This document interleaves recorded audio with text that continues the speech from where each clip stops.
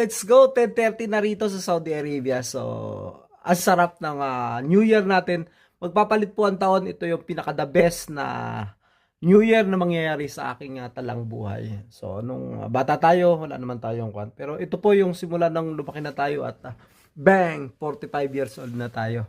So, ito po yung isa sa pinakamaganda na mangyayaring pagpapalit ng taon.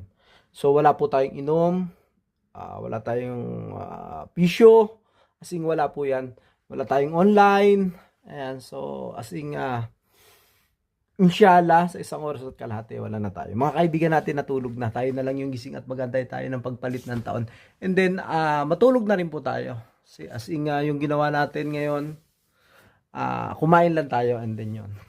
Tulog lang, ganun. So ito po yung pinakamagandang wish. Walang inom, walang bisyo, walang online, as in wala.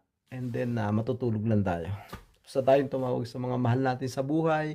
Bang, bang. Merry Christmas. And Happy New Year. Sarap.